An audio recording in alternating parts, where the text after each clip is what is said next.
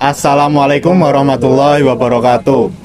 Kami dari kelompok 1 mata kuliah Pendidikan Agama Islam yang diampu oleh Bapak Habibie Muhammad Lutfi. Kami dari Prodi Ekonomi Pembangunan Fakultas Ekonomi dan Bisnis Universitas 11 Maret Surakarta. Saya Muhammad Abdian Albana dengan NIM F0124070. Saya Erliana Asisya dengan NIM F0124054. Saya Alif Raditya dengan NIM F0124040. Kami akan memaparkan materi kami yang berjudul Spiritualitas sebagai Landasan Beriman. Pada era yang terus berubah pada saat ini, manusia banyak menemui tantangan hidup seperti moral krisis maupun kekosongan jiwa. Seiring dengan berjalannya teknologi dan materialisme, banyak manusia yang beralih kepentingan dari yang bersifat spiritualitas berubah menjadi hal yang bersifat tentang duniawi. Akibatnya, banyak manusia yang merasa hidup mereka kosong dan merasa iman mereka lemah. Maka dari itu, hasil diskusi kami hari ini sangat relevan dengan tantangan hidup manusia pada era saat ini. Dengan demikian, seperti yang dinyatakan dalam buku Kemendikbud, spiritualitas dalam agama Islam adalah aspek mendalam dari iman yang mengarahkan manusia untuk selalu dekat dengan Allah, memperbaiki akhlak, serta menciptakan keseimbangan antara kehidupan dunia dan akhirat. Penelitian kali ini kami menggunakan kuantitatif deskriptif untuk menggambarkan tingkat spiritualitas mahasiswa FEB UNS dalam kehidupan akademik. Di balik kesibukan kuliah dan segudang prestasi, ada mahasiswa yang tampak sempurna di luar, tapi sunyi di dalam. Tugas, rapat, target, membuatnya sibuk, namun hatinya perlahan kehilangan arah. Penelitian di FEB UNS menunjukkan hal serupa, yaitu banyak sekali mahasiswa berprestasi yang merasa kosong secara spiritual. Mereka sadar, ilmu tanpa zikir hanya melahirkan kebanggaan, bukan ketenangan. Islam mengajarkan keseimbangan antara dunia yang dikejar dan hati yang dijaga. Sebab sukses sejati bukan sekadar nilai yang tinggi, tapi hati yang tetap hidup bersama Allah. Penelitian ini menunjukkan bahwa tingkat spiritualitas mahasiswa FEB UNS tergolong tinggi dan menjadi sumber kekuatan batin, motivasi etis, serta keseimbangan intelektual dan emosional. Meski menghadapi tantangan modernitas, mahasiswa tetap menjaga nilai spiritual melalui ibadah dan aktivitas sosial yang menumbuhkan moralitas dan tanggung jawab sosial. Baik, ya, jadi di sini saya bersama narasumber kita akan membahas seputar spiritualitas sebagai landasan beragama. Jadi bisa diperkenalkan dulu? Oke, perkenalkan, nama saya Haris Abdullah Ramadan dari Prodi Ekonomi Pembangunan Fakultas Ekonomi Bisnis Universitas 11 Maret Surakarta. Saya Muhammad Indri Caesar Harjo dari Prodi Ekonomi Pembangunan FEB UNS. Oke, baik Mas Andri, langsung saya mulai aja wawancaranya. Ya. Yang pertama, bagaimana cara Anda membersihkan hati dari sifat yang tercela, Mas? Kalau untuk saya sendiri, kalau membersihkan hati dari sifat tercela itu, yang pertama kalau misalkan tidak sengaja melakukannya itu dengan mengucap istighfar. Nah, setelah mengucap istighfar, saya berusaha untuk tidak mengulanginya kembali dengan menanamkan pada diri saya kalau itu bukan hal yang baik.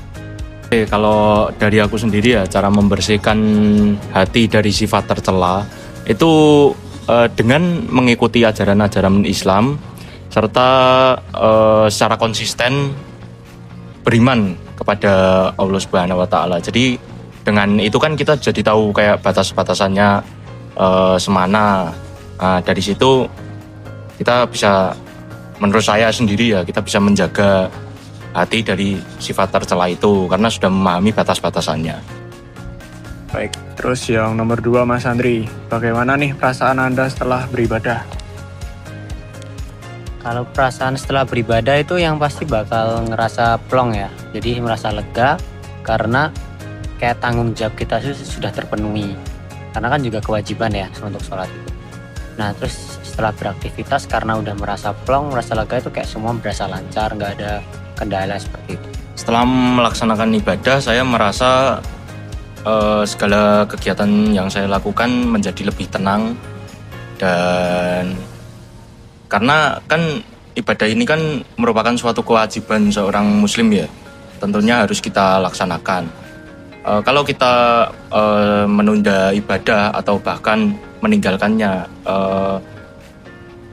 untuk saya sendiri ada sesuatu yang mengganjal. Jadi setelah melakukan ibadah tentunya saya akan terasa lebih plong gitulah istilahnya.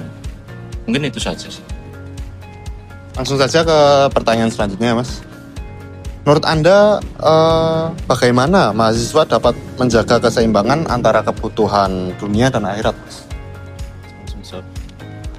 Kalau untuk kebutuhan keseimbangan dunia dan akhirat ya, kalau itu sih menurut saya dengan menyetarakan sih, Mas. Jadi misal dalam keseharian ini kita udah padat beraktivitas sebagai mahasiswa ya, kita udah istilahnya seharian ini udah penuh, tapi jangan lupa juga kayak misal malamnya nanti mungkin diimbangin dengan kegiatan-kegiatan kerohanian Islam gitu. Misal sempetin lah dikit-dikit kita buka Al-Quran, ngaji, atau kalau misal di weekend mungkin kita menyempatkan pergi ke kajian-kajian gitu untuk menyeimbangkan aja.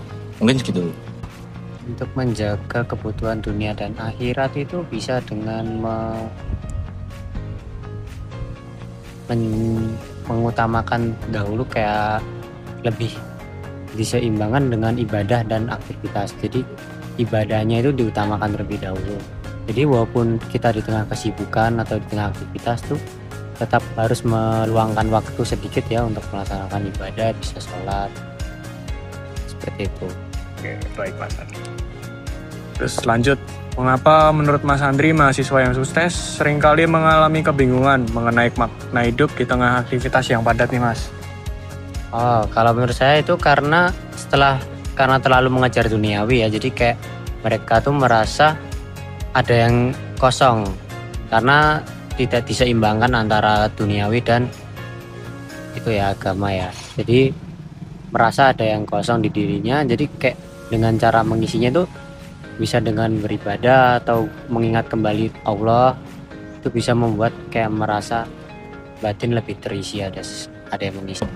Berdasarkan saya sendiri ya, mungkin kalau untuk mahasiswa yang dia sudah istilahnya udah mendekati sukses atau bahkan sukses ya, itu seiring bertambahnya ilmu dia semakin ingin tahu, banyak pertanyaan yang terbesit di pikirannya, kenapa sih harus begini, kenapa sih harus begitu.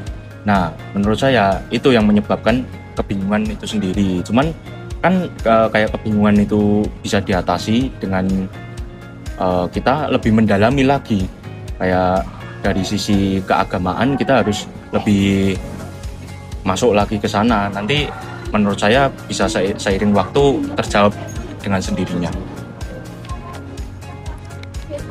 Baik, langsung saja ke ini pertanyaan terakhir ya Mas. Oke.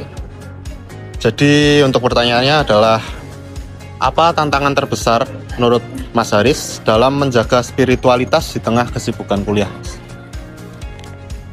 Oke, kalau untuk menjaga spiritualitas di tengah dunia perkuliahan ya, menurut saya itu yang paling susah adalah menjaga pergaulan. Jadi gimana kita cari pergaulan kita itu yang istilahnya bergerak ke arah yang baik, jadi kayak positif gitu. Nah banyaknya kan di lingkungan kuliah yang bebas ini banyak pergaulan yang istilahnya terlalu bebas, jadi dia mengesampingkan keagamaan. Jadi dari situ udah salah besar. Nah di situ Mas, mungkin tantangan paling besarnya di pergaulan sendiri itu. Kalau untuk saya itu konsistensi ya, karena jujur kalau untuk buat saya sendiri kalau sedang melaksanakan perkuliahan seperti ini tuh terkadang tuh kayak kalau untuk beribadah tuh kadang merasa kurang niat gitu. Jadi kayak terganggu gara-gara ada kuliah gitu, kayak kesannya jadi malas, kayak udah gitu, kayak sulitnya di situ sih. Baik, mungkin itu saja Mas Andri. Terima kasih sudah mau diwawancara.